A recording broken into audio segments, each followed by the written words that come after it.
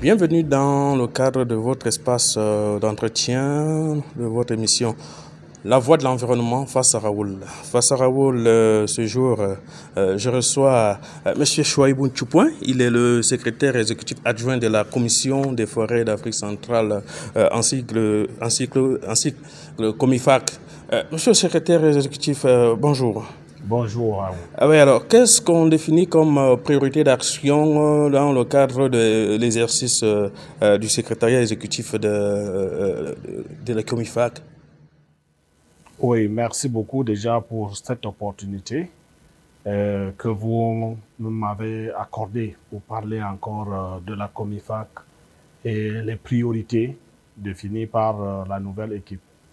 D'abord, nous avons en premier comme priorité la diplomatie environnementale. Nous voudrons accompagner nos États membres dans la mise en œuvre des accords multilatéraux sur l'environnement, les accompagner également dans la négociation des ressources externes pour la conservation des écosystèmes forestiers d'Afrique centrale.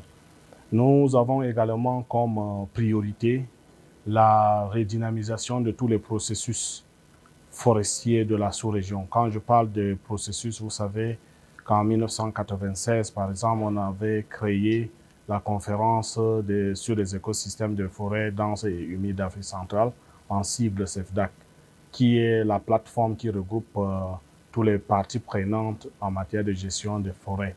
Et depuis un certain temps, cette plateforme ne fonctionne plus très bien. Et nous pensons que parmi nos priorités, on va accompagner les parties prenantes de cette plateforme à mieux se structurer afin que la société civile de notre sous-région soit également forte. Nous nous réjouissons du fait que cette plateforme est devenue l'agence d'exécution de la communauté économique des États de l'Afrique centrale, mais il faut la renforcer. Nous avons aussi pris comme priorité pour notre mandat l'organisation du 3e sommet des chefs d'État et de gouvernement de la Commission des forêts d'Afrique centrale. Depuis la création de la COMIFAC, il y a eu seulement un sommet qui s'est tenu, le sommet de 2005, où les chefs d'État ont adopté le traité sur la conservation des écosystèmes forestiers d'Afrique centrale, instituant la COMIFAC. Après ce sommet de 2005, il n'y a plus eu un autre sommet. Et nous pensons qu'il est temps pour que les chefs d'État de la sous-région se retrouvent pour donner des orientations aux nouveaux enjeux de l'heure en termes de conservation et de gestion des écosystèmes forestiers d'Afrique centrale. Quand je parle des enjeux, nous avons les problèmes liés au changement climatique. Nous avons également les problèmes liés au développement socio-économique de notre sous-région. Vous le savez très bien, notre sous-région est très riche en termes de biodiversité.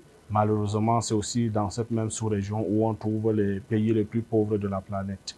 Donc, il est temps que nos chefs d'État se retrouvent pour donner des orientations pour qu'on puisse concilier conservation et développement.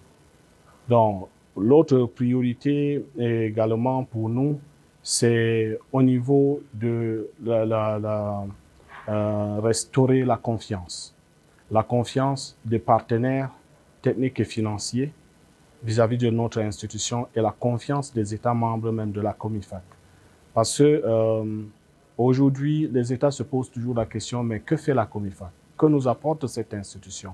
Donc, il paraît que les réalisations de l'institution ne sont pas mieux connues par les pays membres. Et nous pensons que nous allons prendre des actions concrètes pour restaurer cette confiance, pour augmenter la visibilité de la COMIFAC au niveau des pays. Et ceci passe également par le renforcement des coordinations nationales COMIFAC pour que cette structure puisse relayer au niveau national tout ce que la COMIFAC fait au niveau sous-régional.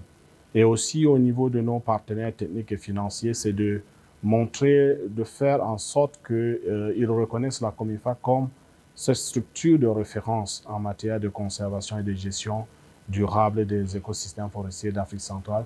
Ça devrait être la porte d'entrée parce que c'est, comme vous le savez également, en 2005, les chefs d'État ont adopté le plan de convergence, qui est ce cadre de référence où tous les partenaires techniques et financiers doivent puiser les actions à mener en faveur de conservation de forêts d'Afrique centrale. Et donc, ce cadre, c'est le plan de convergence de la COMIFAC. Et donc, nous voulons que nos partenaires reconnaissent donc la COMIFAC comme la porte d'entrée pour la conservation, avec la porte d'entrée pour tous les appuis pour la conservation des écosystèmes forestiers d'Afrique centrale. Et pour finir, l'autre action que nous avons pris comme priorité, c'est la communication, l'éducation et la sensibilisation du public. Nous nous sommes rendus compte également que sur ce volet, la COMIFAC n'a pas beaucoup travaillé, n'a pas fait trop d'efforts en ce sens-là. Et c'est ça qui justifie même le fait qu'aujourd'hui, les actions de la COMIFAC ne sont pas mieux connues par les pays. Les actions de la COMIFAC, même à l'extérieur, ne sont pas toujours bien connues, bien appréciées. Et ce qui fait un problème d'appropriation de tout ce qui est fait par les pays membres et aussi les autres parties prenantes. Donc, c'est aussi l'un des chantiers que nous envisageons au cours de notre mandat. Et en termes de déclinaison sur la feuille de route, en ce qui concerne les activités au niveau de la COMIFAC, regroupées en groupes de travaux thématiques suivis, également des activités régionales.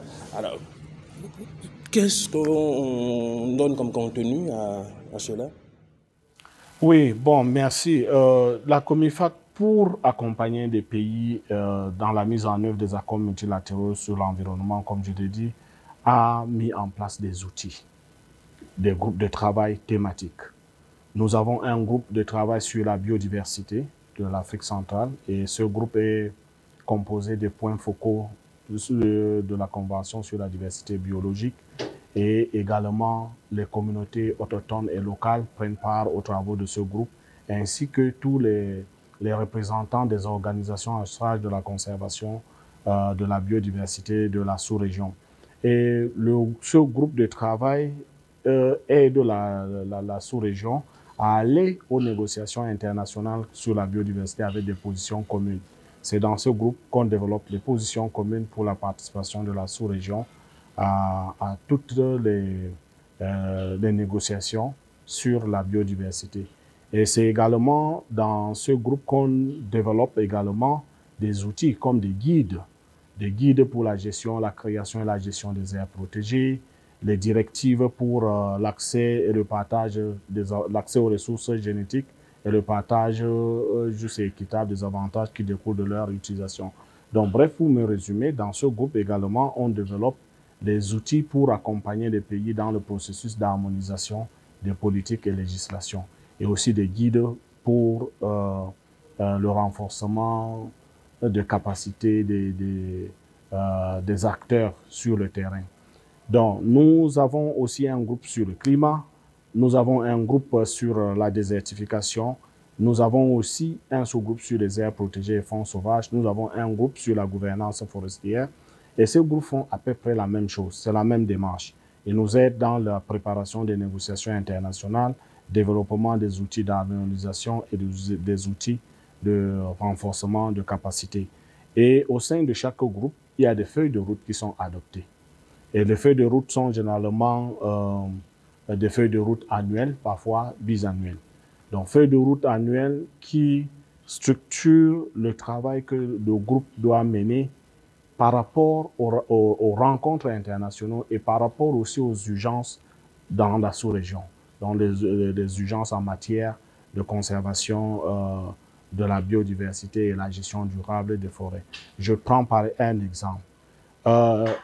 Lorsqu'il y a eu un massacre des éléphants à Bumba-Jida, au niveau du Cameroun, je crois que c'était en 2012, au début des années 2012, immédiatement, le groupe de travail biodiversité s'est réuni à l'effet de fournir des orientations de la riposte au niveau au Cameroun et au Tchad. Parce qu'on s'est rendu compte que les braconniers venaient pas de l'Afrique centrale, mais du Soudan. Donc, c'est pour dire que ces groupes peuvent se réunir également, ces différents groupes, en fonction de l'urgence. Ce n'est pas seulement pour préparer les réunions internationales et aussi pour élaborer les outils de renforcement des capacités. Maintenant, au niveau de la COMIFAC, secrétariat exécutif elle-même, on a le cadre de planification dont nous élaborons en début de chaque année notre plan de travail annuel. Et c'est dans ce plan de travail annuel qu'on structure, qu'on définit les actions à mener chaque mois. C'est comme ça que ça se déroule. La COMIFAC est en charge justement de l'harmonisation des politiques forestières, environnementales, mais comment est-ce qu'on se rassure que l'implémentation de toutes ces décisions qui sont prises sont suivies au niveau national? Oui, bon, merci. Nous sommes aussi responsables de l'harmonisation des politiques et les législations dans les différents pays. Et pour accompagner le pays dans ce processus, ce que nous faisons au niveau de la COMIFAC, nous élaborons les directives. Et les directives qui donnent les orientations au pays pour cette harmonisation. Donc, nous avons élaboré un certain nombre de directives. Je vais citer quelques exemples. Nous avons élaboré en 2008 et fait adopter par le Conseil des ministres les directives pour l'implication des populations autochtones et locales et les organisations de la société civile dans la gestion durable des forêts de l'Afrique centrale. Nous avons également élaboré les directives pour l'harmonisation des législations sur la faune sauvage, de politique et législation sur la faune sauvage. Nous avons aussi élaboré les directives pour l'évaluation environnementale en milieu forestier en Afrique centrale. Et on a aussi les directives pour la gestion durable des produits forestiers non ligneux. Maintenant, pour se rassurer que ces directives sont mises en œuvre au niveau national, nous faisons la vulgarisation de ces directives. Nous faisons également de la sensibilisation au niveau des États. Nous les accompagnons dans le processus de révision de leurs lois pour que ces directives soient transposées au niveau national. Nous parlons souvent de l'internalisation pour que ces directives soient internalisées au niveau national. Et c'est comme ça qu'on arrive à cette harmonisation des politiques et des législations. Maintenant, en ce qui concerne la mise en œuvre sur le terrain, l'application de la loi sur le terrain, cela relève de chaque État, c'est régalien à chaque État. Nous n'allons pas jusqu'au contrôle de l'application de la loi. Mais ce que nous faisons, nous renforçons les capacités des agents en charge de l'application de la loi pour que ils puissent faire le suivi de la mise en œuvre des différentes lois qui sont adoptées par nos pays. Donc nous faisons de l'accompagnement, mais pas la police ou le rôle de gendarme derrière les pays membres de la COMIFAC. Monsieur le secrétaire exécutif adjoint, il est devenu un peu récurrent de voir la présence de la COMIFAC aux grandes activités internationales sur ces thématiques qui l'animent. On passera par les différentes réunions des conventions, les réunions organisées par des grandes ONG, un peu comme l'UNCN avec le Congrès mondial et autres. Mais alors, quel est le sens et le bénéfice et le point qu'on fait à la suite de votre participation à toutes ces activités? Voilà, merci beaucoup. Comme je vous ai dit déjà, nous avons fait aussi comme l'une de nos priorités la communication pour améliorer la visibilité de la COMIFAC tant à l'extérieur que dans ces pays membres. Nos participations aux différentes rencontres internationales et à travers les pavillons, même des sessions parallèles, c'est pour arriver donc à améliorer la visibilité de la COMIFAC, faire connaître la COMIFAC, faire connaître ce que fait la COMIFAC, partager l'expérience de la COMIFAC aux différents participants à ces différents congrès ou à ces différentes conférences internationales. C'est aussi pour nous, ces rencontres internationales se constituent pour nous des opportunités pour améliorer même l'image de notre institution par rapport à l'extérieur.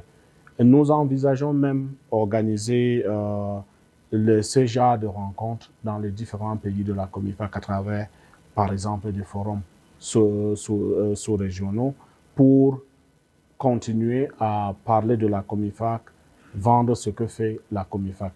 Et en termes de retombées de tout ça, il y a également, ça facilite, lorsque vous présentez ce que vous faites à un public large, ça facilite la mobilisation de ressources, que ce soit les ressources humaines, que ce soit les ressources financières.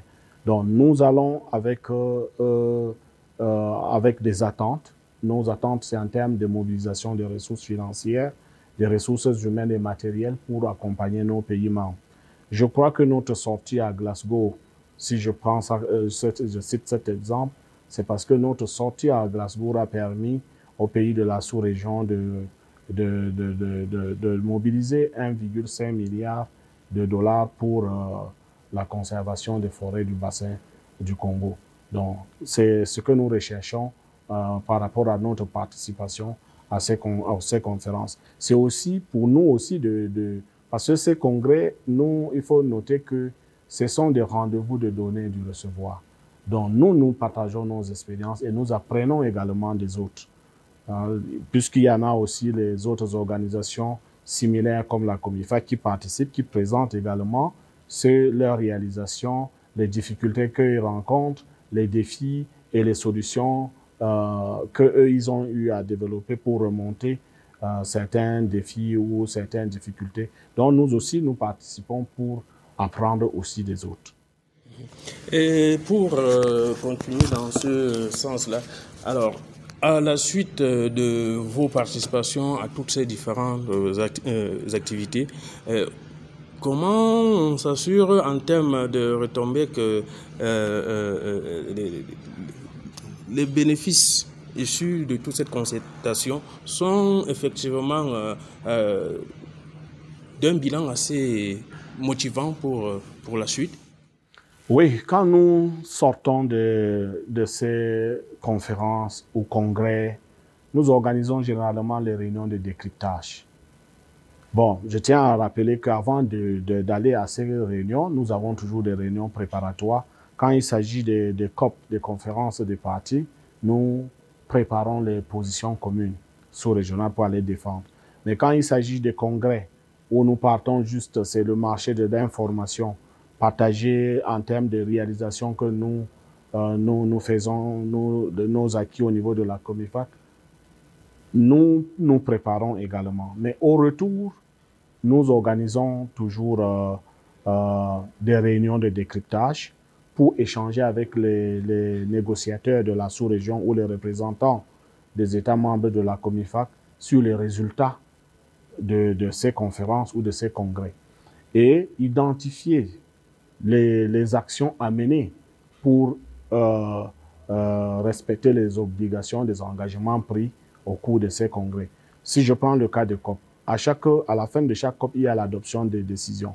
Maintenant, quand nous rentrons, on fait des décryptages pour voir qu'est-ce que nous allons mener comme activité pour mettre en œuvre ces décisions qui sont prises au niveau international et qui deviennent également imposables à nos pays, car ces pays sont également partie de ces conventions.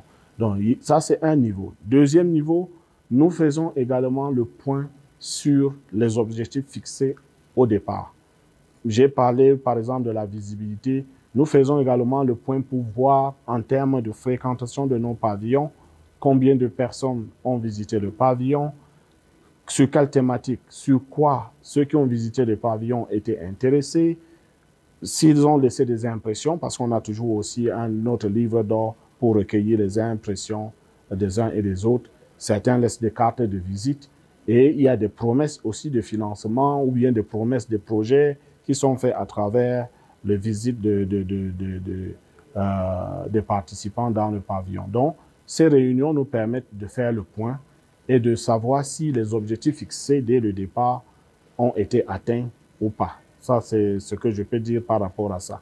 Et nous encourageons aussi les États, une fois qu'ils ont participé à la réunion de restitution au niveau sous-régional, d'organiser les mêmes réunions de restitution au niveau national. Parce qu'in fine, la mise en œuvre des décisions va se faire au niveau national et non au niveau sous-régional. Et maintenant, en rapport avec justement la coopération au sein de la Comifac avec ses différents partenaires, alors comment est-ce qu'on peut expliquer autour de cette institution une pléthore d'actions ou une pléthore de collaboration avec des partenaires divers et que l'institution en elle-même peine et souffre de bénéficier justement d'un accompagnement direct elle-même de ses partenaires pour son fonctionnement. Oui, merci beaucoup. C'est l'opportunité pour moi d'exprimer toute la gratitude de la Comifac à l'endroit même de ses différents partenaires qui nous accompagnent. La liste est très longue. Je ne vais pas citer les différents partenaires de la Comifac qui sont très nombreux. Et je puis dire que c'est grâce à ces partenaires techniques et financiers que nous mettons en œuvre les activités du plan de convergence. Et ils mènent un certain nombre d'activités à leur niveau et nous-mêmes, secrétariat exécutif et les pays, nous menons d'autres activités. Et ce sont ces appuis qui nous permettent d'avancer avec la mise en œuvre du plan de convergence. Chaque année, lorsque nous élaborons notre PTA, parfois le montant peut même s'élever à plus de 2 milliards. Sur les 2 milliards, l'essentiel de ce financement vient de nos partenaires techniques et financiers. Ça, c'est pour dire déjà que les activités de la Comifac sont garanties. Donc, on ne va pas dire que la Comifac souffre de ce côté. Tout ce que nous avons eu comme des acquis, c'est grâce à l'appui de ces partenaires. Maintenant, le fonctionnement de la Comifac, parce que c'est ça qui est intéressant, et c'est surtout lorsqu'on parle de ce fonctionnement qu'on dit, bon, c'est une structure qui n'a pas assez de ressources. Le fonctionnement, c'est les pays qui ont créé la Comifac qui doivent assurer le fonctionnement de leur institution. Et le mécanisme qui a été adopté par les chefs d'État, c'est la contribution égalitaire et obligatoire. Et aujourd'hui, le montant est à 45 millions de francs CFA par pays. Bien, il y en a certains pays comme le Cameroun, qui sont à jour de leur contribution. Et là, nous remercions encore le Cameroun, nous félicitons le Cameroun pour le respect de ses obligations vis-à-vis de la Comifac. Il y en a des autres qui font également des efforts. Et nous connaissons aussi les difficultés que traversent nos différents pays membres qui font en sorte que certains ne sont pas à jour de leur contribution, mais nous poursuivons la sensibilisation pour les amener à contribuer. Parce qu'aujourd'hui, c'est devenu, je dirais, de plus en plus, les partenaires citent la contribution des États comme la condition pour qu'eux-mêmes ils continuent à financer la Comifac. Donc, il est impératif que chaque État membre puisse s'acquitter de ses obligations, contributions égalitaires vis-à-vis de l'institution. Donc, les partenaires ne peuvent pas payer pour le fonctionnement de la Comifac. Ça, il faut déjà qu'on comprenne.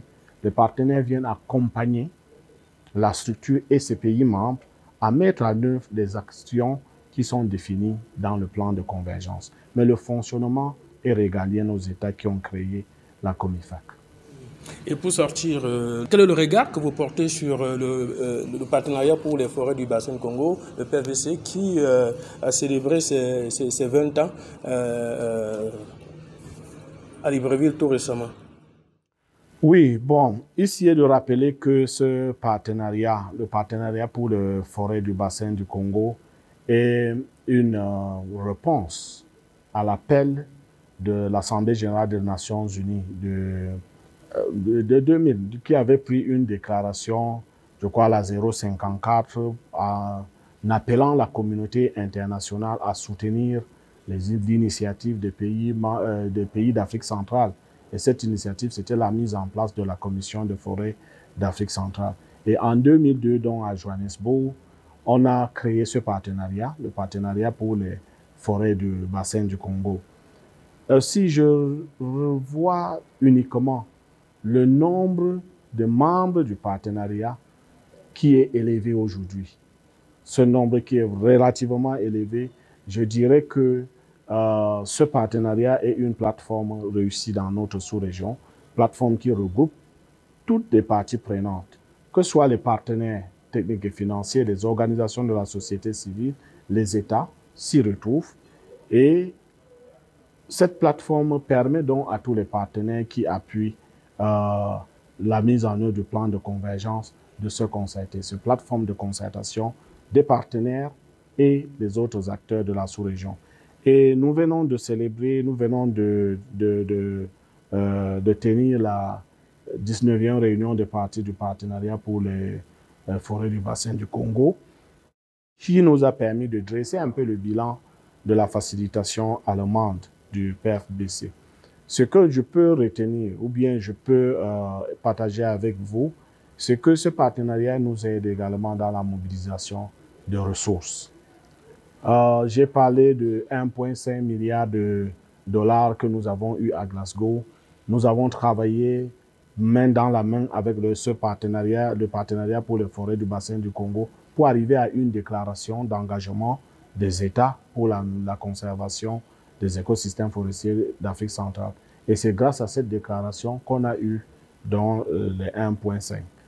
Et aujourd'hui, nous pensons qu'il faut faire l'évaluation générale même de ce partenariat depuis sa création pour voir ce que cela a apporté concrètement. Parce que la question que vous avez posée, il y en a encore d'autres acteurs de la sous-région qui se posent la même question. Qu'est-ce que le partenariat apporte? Quelle est la valeur ajoutée de ce partenariat? Et je crois que cette évaluation permettrait de ressortir également les acquis du partenariat. Merci, M. Chouaïbou Tchoupoigne. Je rappelle, vous êtes le secrétaire exécutif adjoint de la Commission pour les forêts d'Afrique centrale. Je vous remercie, Raoul, et merci encore pour cette opportunité que vous avez offerte à notre institution de parler un tout petit peu de ce qu'elle fait et aussi de ses relations avec les autres acteurs. Je vous remercie.